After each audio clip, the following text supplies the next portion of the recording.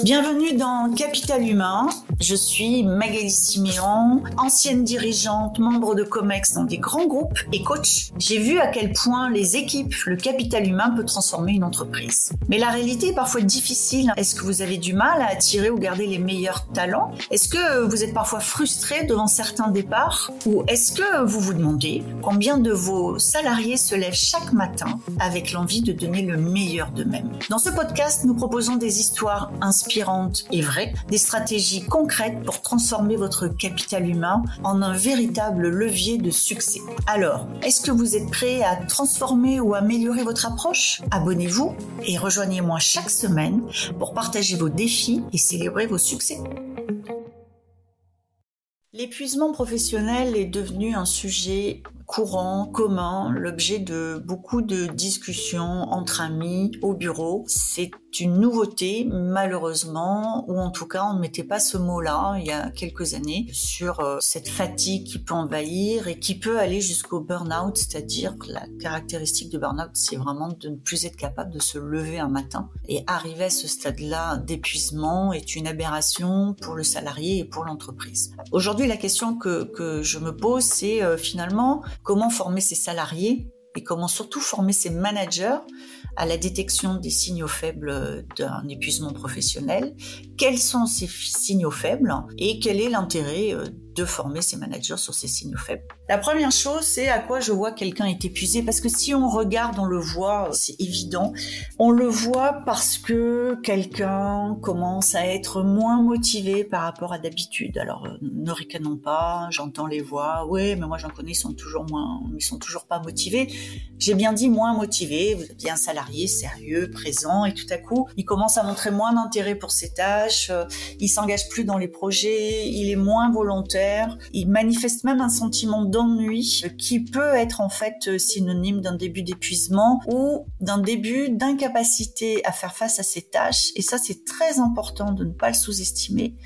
Quand je commence à ne plus me sentir capable, plus à la hauteur, alors l'épuisement peut être aussi un des effets importants de ce sentiment. Deuxième signal faible auquel il faut prêter attention, c'est une augmentation des absences, que ça soit sous forme de congés plus fréquents, solder ses RTT plus vite que d'habitude, ou des jours de maladie répétés d'1 ou 2 jours, peuvent indiquer un stress croissant ou un sentiment d'épuisement. Alors je dis bien peuvent parce que quand on parle de signaux faibles, il faut y prêter attention, il faut voir s'il y en a plusieurs qui se conjuguent et surtout, ces signaux faibles sont le déclencheur normal d'une première étape qui est un échange avec la personne pour comprendre. Souvent quand on pose les questions, c'est étonnant mais on obtient des réponses. Autre signaux faibles, un changement dans le comportement, quelqu'un qui devient plus irritable, cynique, plus anxieux alors qu'il l'était pas avant. Ça c'est un signal qui est important. Moins de performance, une baisse de la productivité effectivement, des dossiers rendus en retard alors que c'était pas le cas avant. Et enfin, il faut y prêter attention, un certain isolement social. Un salarié qui commence à éviter les interactions avec ses collègues et ça se voit y compris en télétravail. Il suffit, je dis bien, de prêter attention à comment les gens interagissent dans une réunion, y compris en visio, de regarder le non-verbal, de regarder si leur posture corporelle est ouverte ou fermée. Ce sont des choses assez simples qui ne demandent pas d'avoir fait un master en psychologie et qui sont vraiment des indicateurs. Et donc ces indicateurs, je le redis, doivent être des déclencheurs d'un premier entretien et comme vos managers auront été formés, ce premier entretien se passera forcément bien. Alors, vous me direz, mais pourquoi? Bon, la réponse est facile. Pour moi, elle est évidemment d'abord et avant tout humaine. Imaginez que nous soyons responsables d'un épuisement professionnel qui va jusqu'au burn-out. Moi, je trouve que c'est humainement compliqué et c'est moralement assez critiquable. Mais bon, si ces raisons ne suffisaient pas, l'Institut national de recherche et de sécurité estime que le coût de l'absentéisme lié à l'épuisement professionnel en France est de 14 milliards d'euros par an. Et cette estimation prend en compte les coûts directs, comme les arrêts de travail, et indirects, comme la perte de productivité ou le turnover. Alors je sais, dans les entreprises, les coûts indirects sont toujours minorés, pas vraiment pris en compte. On sait bien qu'une absence, ça coûte de l'argent. On sait bien qu'un départ, ça coûte de l'argent en temps. Et en fait, c'est comme si c'était des coûts marginaux et que finalement, ça n'importait pas beaucoup. Mais imaginez une entreprise où vous divisez par 2 votre turnover. Imaginez. ce que vous allez gagner, ce que vos équipes RH vont gagner et qu'elles vont pouvoir recycler dans un vrai accompagnement des individus. Alors, quel type de formation pour justement que les managers puissent détecter et gérer ces signaux faibles ?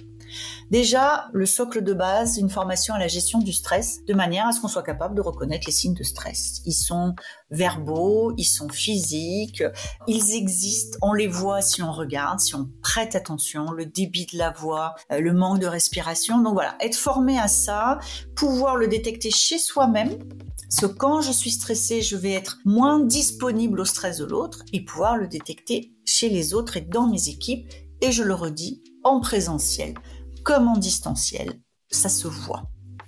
Après, vous avez des formations sur la santé mentale et entre autres une formation qui s'appelle les premiers secours en santé mentale.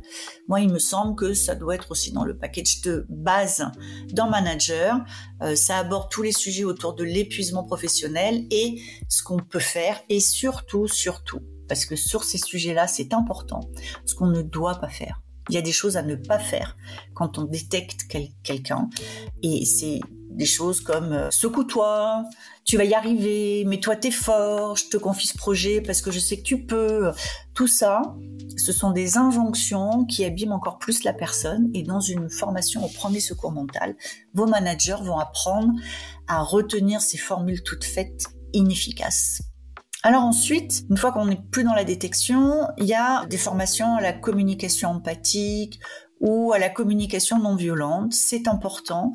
Ça va aider vos managers à être plus confortables dans le fait d'établir un dialogue ouvert avec les équipes, de poser des questions sans avoir peur des réponses parce que il y a cette difficulté-là pour un manager, c'est de poser une question et d'avoir peur de pas savoir gérer la réponse. Ce type de formation va permettre d'aider les managers à aborder les préoccupations relatives au stress et à l'épuisement et à avoir une capacité de questionnement pour accompagner le salarié, pas juste poser la question, mais être capable aussi d'accoucher. Ce sont des formations qui accompagnent sur une dimension de maïeutique très socratique et oui, c'est utile et oui, ça a du sens et ce sont des outils, par exemple, très utilisés par les coachs encore aujourd'hui. Ensuite, vous pouvez faire des ateliers sur le bien-être au travail.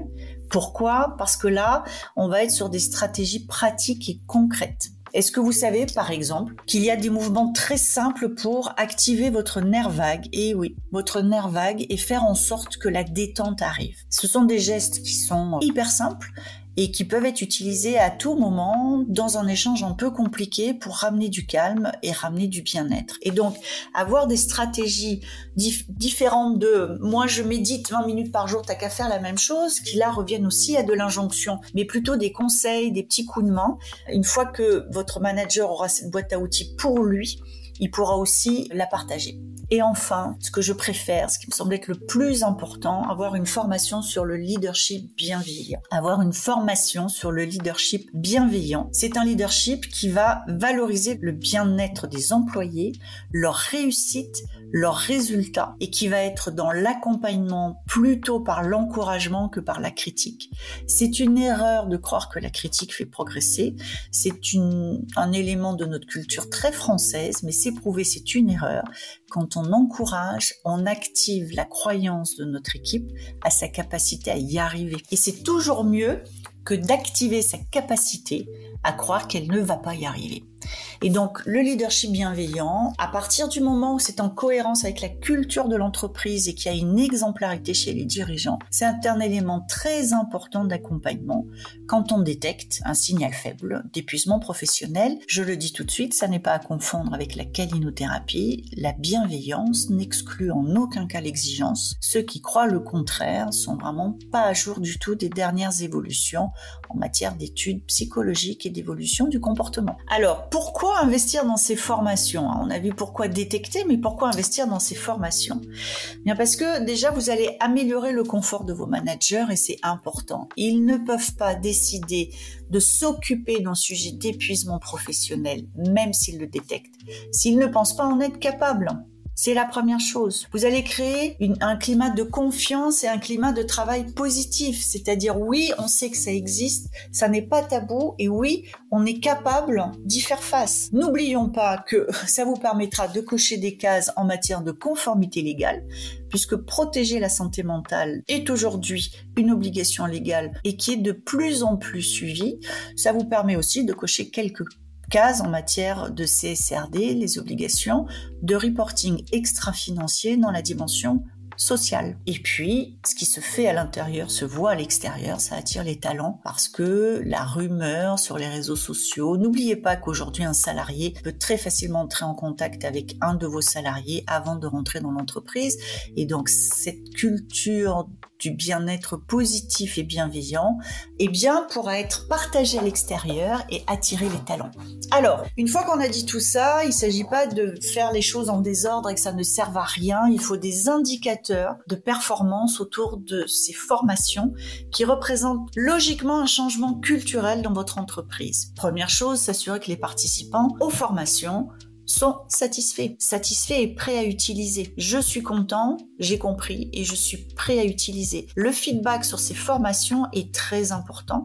C'est un feedback qui doit permettre de consolider les acquis pour les managers et de leur permettre de se projeter dans une mise en situation. Ensuite, ça demande d'avoir un suivi assez fin de vos taux d'absentéisme, pas juste global, mais en fonction de la durée, en fonction des catégories, et de manière à être capable de voir si sur certaines équipes ça a un effet, si la durée se réduit ou si la fréquence se réduit. Et enfin, mais ça demande à être encore plus puissant sur les indicateurs extra-financiers, c'est d'avoir une analyse des indicateurs de performance des équipes qui sont dirigés par les managers qui ont suivi ces formations. Mais dans les indicateurs de performance, il est impératif désormais de mettre un indicateur autour du bien-être, un indicateur autour de l'adhésion aux valeurs de l'entreprise. Vous pouvez par exemple faire tout bêtement un NPS, un Net Promoter Score. Est-ce que vous recommanderiez notre entreprise à quelqu'un à l'extérieur, et voir si les salariés qui font partie des équipes où les managers ont été formés ont un taux différent de ceux qui n'ont pas encore eu le bénéfice de ces formations. Et vous voyez bien que tous ces éléments soulignent à quel point c'est possible et important d'avoir une approche proactive et cohérente sur ces sujets-là. C'est pas juste une formation, c'est un programme, c'est un plan complet pour être capable de détecter. Et derrière, il faut mettre en place, et oui, je dis il faut, des espaces de co-développement entre managers pour pouvoir exposer des difficultés et être capable entre pairs, sans jugement, de chercher des solutions. Alors voilà, je tenais à vous dire tout ça parce que le burn-out, ça n'est pas une fatalité. Et oui, en tant que dirigeant, nous avons une responsabilité dans sa prévention et dans son accompagnement quand c'est nécessaire. Je vous remercie pour votre écoute. Merci d'avoir été avec nous aujourd'hui. Si vous avez aimé cet épisode, pensez à le partager avec vos collègues ou avec d'autres dirigeants et à nous laisser une petite note. Ça fait toujours plaisir et ça nous aide beaucoup. Vous souhaitez en savoir plus? Abonnez-vous pour rester avec nous et sentez-vous libre de nous faire part de vos réflexions en commentaire. J'adore ça. Et si vous avez envie de partager votre histoire ou vos expériences, n'hésitez pas à me contacter sur mon site Lily facilite la vie info. À bientôt dans Capital Humain, le podcast pour que les salariés soient heureux et productifs.